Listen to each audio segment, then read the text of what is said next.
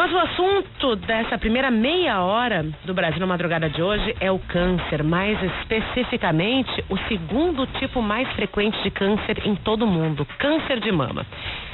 Também é o principal entre as mulheres e em incidência total, ele fica atrás apenas do câncer de pulmão. O que a gente vai falar hoje é sobre prevenção e tratamento. E é uma pauta que foi pedida pelas nossas ouvintes. Muitas ouvintes já relataram aqui no programa terem passado ou estarem passando por esse tipo de problema. Então a gente conversa aqui no estúdio com o Dr. Carlos Isaia Filho, que é médico ginecologista e obstetra, atua na prevenção, primeiro diagnóstico e encaminhamento na área de câncer de mama. Dr. Carlos, seja muito bem-vindo, bom dia. Boa noite, um prazer novamente estar aqui e poder trabalhar um pouquinho sobre informação e educação para a saúde, que é a nossa primeira forma de prevenção. É verdade. Uma diz bom dia, outra diz boa noite, mas o que vale é a saudação, né? Saudando, a gente também vai dormir depois, então faz sentido. Doutor Stefano Stefani, né, que é Stefano Stefano, né? Na verdade, eu aceito todas as variações possíveis. Como chamar, imagina tá como já ouvi de todas as formas. Eu imagino que sim, que é médico oncologista e coordenador da Câmara Técnica de Oncologia da Unimed aqui do Rio Grande do Sul. Seja bem-vindo também, Obrigado. Stefano. Bom, vamos começar lá do diagnóstico. Dr. Carlos Isaia Filho, durante muito tempo se falou que tem que fazer o exame, o autoexame, tem que tocar a mama. Hoje em dia alguns médicos dizem o seguinte: não, vai no teu médico, vai no teu ginecologista e esse exame é feito por ele, porque às vezes a pessoa pode não identificar muito bem. Eu tenho essa dúvida, o que está valendo hoje em dia na questão do exame, na identificação de algum nódulo na mama? Olha, em se tratando de prevenção do câncer de mama, eu vou te dizer que vale tudo. Os dois, então? Os três. Opa, qual é o terceiro? Digamos, o autoexame das mamas, o exame clínico feito por profissional treinado e a mamografia. Mas é preciso colocar uma coisa muito importante. Existe uma grande diferença entre, por exemplo, se tratando da mulher, entre o câncer de colo de útero, que é uma forma de câncer que sim se faz prevenção, e o câncer de mama, que aí se faz detecção precoce. Nós ainda não temos um método eficaz de prevenir o câncer de mama. O que a gente faz é levantar os fatores de risco, tentar trabalhar em cima disso, diminuir o risco. Mas prevenção praticamente não se consegue fazer ainda. Existe um exame, eu não sei se estou sendo correta, eu posso perguntar aqui para o doutor Stefano Stefani, que ele identifica mulheres que através do seu histórico genético, sua história mãe, avó, que podem ter propensão ao exame ao câncer de mama, e inclusive há uma retirada anterior dessa mama quando se identifica esse gene. É mais ou menos isso que eu estou... É mais ou menos sucesso. O fato é o seguinte: existe evidentemente um grupo de pacientes cujo risco é muito maior. E quando a gente identifica uma família que esse risco é mais presente, e frequentemente as pessoas dizem: olha, minha avó teve câncer de mama, tem mais 3 ou 4 familiares diretos com câncer de mama, existe a possibilidade dessa mulher ter uma mutação genética, um gene chamado BRCA1 e BRCA2. Se ele tem essa mutação, realmente o risco de câncer de mama é muito elevado. Câncer de mama, câncer de ovário são relacionados. Bom, o fato é que a tomada de decisão depois de ter a informação de se existe ou não essa mutação é outra história muito longa. A recomendação de fazer, como mencionaste muito bem agora, a mastectomia profilática, portanto, tirar o tecido mamário e substituir por prótese mamária, mesmo antes de haver doença, evidentemente é um extremo, assim, é uma situação depois de muito debate, de muita discussão, e ainda é passível de muita discussão. O fato é que, claro, as mulheres devem, quando tem uma história familiar importante, fazer um acompanhamento um pouco mais frequente do que é recomendado mesmo para a idade, e se o médico entender que é importante fazer a identificação e a pesquisa desta mutação genética, deve ser considerada todas as hipóteses de tratamento, não da mutação, mas da doença que potencialmente pode acontecer. Então essa ideia de identificou o gene, tem que tirar, não é bem assim. Não é bem assim, isso aí é uma das etapas, e na verdade a retirada formal das mamas antes de ter doença é uma decisão deve ser muito trabalhada. Mas não é impossível, bem pelo contrário. Basicamente todos os médicos que lidam especificamente com esse grupo de pacientes, com esse grupo de risco, têm pacientes que acabam fazendo isso. E por mais assustador que parece a imagem, não é tão ruim, porque se for pensar, está tirando tecido mamário e substituindo por prótese. Esteticamente fica muito bem. Fica ali, né? A mama fica, ela não vai ter não vai ser ressecado. Não é isso. Ele só realmente tira o tecido mamário. O problema é que existe uma crítica grande em cima dessas condutas, pelo fato de a gente não estar eliminando 100% a chance do câncer de mama, algum tecido mamário fica, e lembra, a mesma mutação aumenta a chance de câncer de ovário. Então, existem ainda discussões sobre a recomendação sistemática dessa estratégia. Bom, doutor Carlos Isaia Filho, a mulher que hoje em dia passou por um câncer de mama, se curou, está em tratamento, como é que ela deve proceder junto ao seu ginecologista? O que muda na vida dessa mulher dentro da sua experiência? Olha, eu acho que essa paciente, ela sempre fica um pouco sequelada. É muito difícil, a gente pega a paciente que chega no consultório, primeira consulta, e sempre a primeira informação que elas fazem, eu tive um câncer de mama, certo? E esse tipo de informação traz alguma série de cuidados. Se é uma mulher, por exemplo, que está já em fase climatérica, pós-menopausa, a gente sabe que é uma mulher que não deve usar terapia de reposição hormonal, é uma mulher que continua fazendo seus controles com o seu mastologista clínico, certo? E ela traz sempre aqueles aspectos, e a gente tem que trabalhar muito, e geralmente elas são trabalhadas, principalmente em cima da sequela emocional que esse tipo de patologia traz. Tem algumas mulheres que relatam mudanças para bem, né? Que elas mudam, que elas revêem seus valores, que elas passam a ter outro tipo de relação. Isso não só acontece com câncer de mama, como qualquer tipo de câncer que foi tratado, e essa mulher está em sobrevida desse tipo de câncer. Os valores são outros. A forma de encarar a vida e a forma de levar os aspectos, principalmente de ordem emocional, também são outros.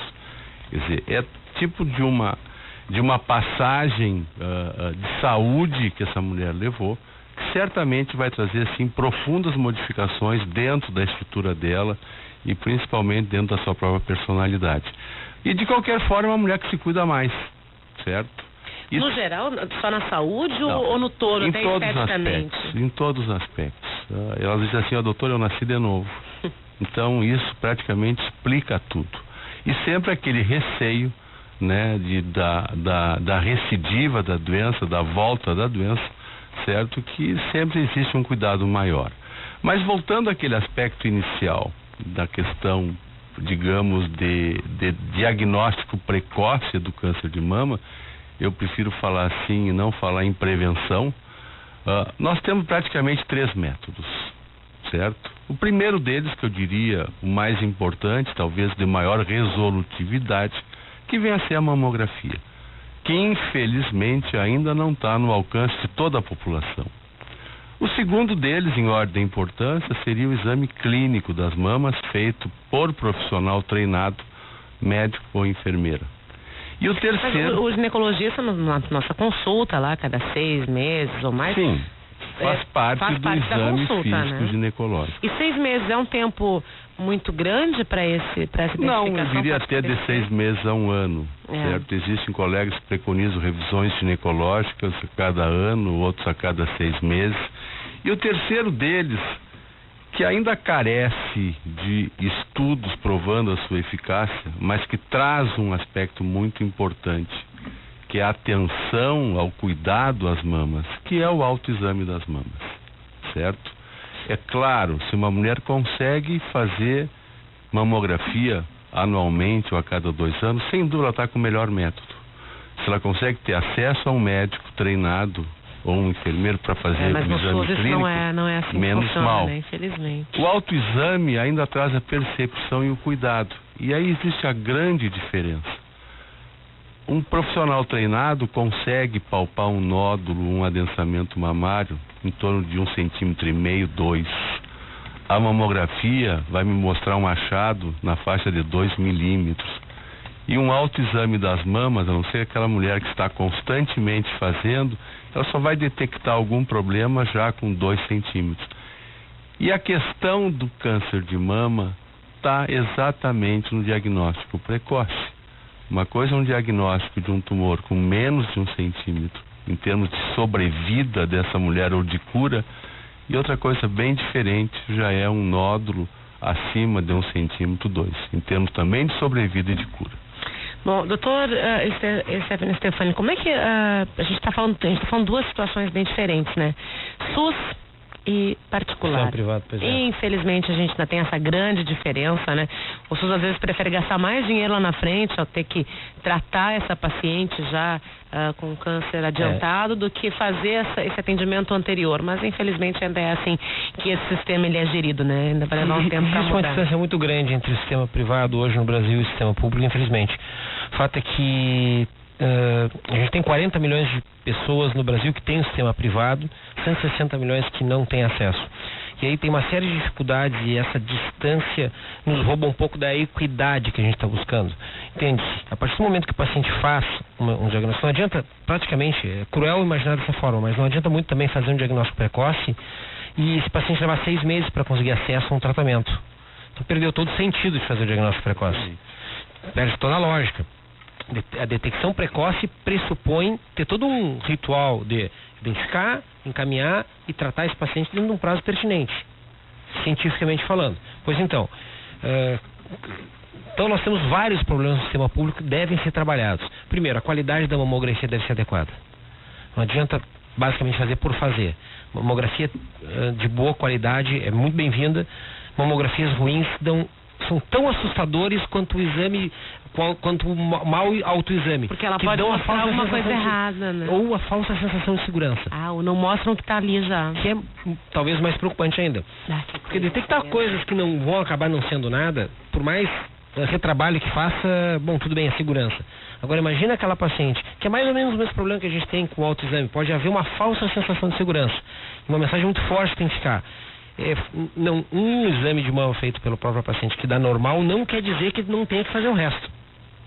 Portanto, se a mulher identifica alguma coisa no exame, é um sinal de que tem que procurar atendimento mais precocemente.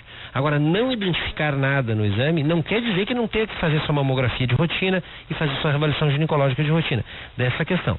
E ao mesmo tempo, isso é um recado para os nossos gestores. A gente precisa não só de um bom exame mamográfico, como nós precisamos de agilidade no encaminhamento e no tratamento das pacientes. Senão perde a lógica toda do princípio de fazer detecção precoce. A gente tem essa impressão, que até a gente comentava agora há pouco, né, Dr. Isaiah e Dr. Stefan, que a gente parece que está sabendo de mais casos, as pessoas estão sendo diagnosticadas com maior volume de câncer de mama, em especial as mulheres. Vocês identificam isso nos seus consultórios também? Você sabe que, estatisticamente falando, a gente revisando a estatística médica, o fato é que da década de 60, 70 para cá, nós conhecemos 10 vezes mais câncer de mama do que existia, portanto, há 40 anos atrás. E isso se deve a uma série de itens. Um fato é que mudou um pouco o perfil das mulheres. Se vocês forem pegar historicamente as nossas avós, as nossas bisavós, elas tinham 6, 7, 8 filhos, era uma coisa muito normal. E tinham 7, 8 filhos e ainda amamentavam todos eles. Isso é um fator protetor para câncer de mama. Hoje o perfil da mulher é diferente. Normalmente as pessoas têm 1, 2 filhos, 3 filhos ou uma família numerosa já. Nossa, 3 filhos hoje em dia... É exceção. Então ter filhos cedos é fator de prevenção para câncer de mama. Na verdade, quanto mais se amamenta, quanto mais multípara for a mulher, portanto, quanto mais gravidez teve, mais proteção ela tem. Deixa eu ver se eu estou falando a coisa certa. Isso quer dizer que, claro, a mulher tem mama justamente para amamentar, existe uma função biológica, ela tem o ovário, tem o útero para procriar. Então, quando tu coloca eles em ação, em atividade, é menor a chance de que eles não vão funcionar direito. Estou falando bobagem? Tem todo sentido, mas particularmente o fato é que a paciente, enquanto ela está na gravidez e ela está amamentando, ela está protegida de alguns fatores, principalmente hormonais, que a partir do momento que ela não tem essa proteção, evidentemente remete ela para um risco maior. Deixa eu uma dúvida que eu tenho, Dr. Carlos Isaiah. A mulher que teve filhos mais cedo, ela pode ter filhos mais tarde ainda? Tem uma diferença entre a mulher que vai ter o primeiro filho depois dos 35, 40 anos e aquela que vai tentar ter mais um filho nessa idade, mas já teve o seu primeiro entre 20 e 30? Relacionado a câncer de mama? Não, relacionado a filho mesmo. Sim, ó, existe uma verdade. Eu já vi uma pergunta sobre isso, eu fiquei existe uma verdade incontestável, certo? Que a mulher de hoje está deixando para ter filhos mais tarde. Bem mais tarde. Certo? A partir dos 30, a partir dos 32, 35. Aquela prioridade que existia na mulher de 50 anos atrás, certo? De ter filhos, hoje ela está colocando isso como final das metas. Ela se forma, ela trabalha, ela se estabiliza, estabiliza a relação, cansou do cachorro, certo? E aí está na hora de ter o primeiro filho. Segundo, as mulheres, os casais de hoje estão tendo muito menos filhos que os casais de antigamente. Hoje falou em 3, 2, eu tenho 3 filhos, eu sou considerado uma anomalia. Excepcionalmente 3. E já começa. E por que é só 1 ou 2? Porque às vezes não dá tempo de ter o segundo nem o terceiro em função da idade. Bom, o que se sabe é que o câncer de mama ele está muito relacionado à produção de um hormônio, que é o hormônio feminino, que é o estrógeno. Certo? Então, tanto é verdade que, por exemplo, ter uma menarca, ou seja, uma primeira menstruação precoce, que é quando já inicia uma atividade estrogênica, ou ter uma menopausa, última menstruação tardia, em que essa paciente ficou mais tempo em exposição estrogênica, são fatores de risco para câncer de mama. Olha só, as pessoas elas podem entender diferente isso, né? A idade em que ela teve o primeiro filho, eu não sei se é a idade que ela teve o primeiro filho, ou essa mulher que teve o primeiro filho mais cedo, certamente ela vai ter mais filhos do que aquela que teve o primeiro filho mais tarde. Mas de qualquer forma, idade que teve o primeiro filho é um fator protetor. A mulher na menopausa, ela está mais protegida contra câncer de mama e câncer de colo de útero? Não sei. Vou te dizer assim, ó. Hoje já se traduz muito na reposição hormonal. Hoje a grande maioria das mulheres, certo, faz reposição hormonal. Se achava que era o estrógeno que se dá. Depois você descobriu que não tinha nada a ver, que talvez fosse a progesterona, que é o hormônio que se utiliza junto.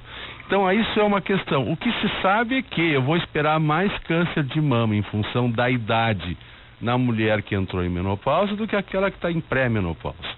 Talvez seja até uma questão desse aspecto, certo? O que a gente chamaria até de um erro assim, mais metodológico de avaliação de qualquer outra forma. Mas, de qualquer forma, assim, ó. O que é importante que eu acho nessa história toda?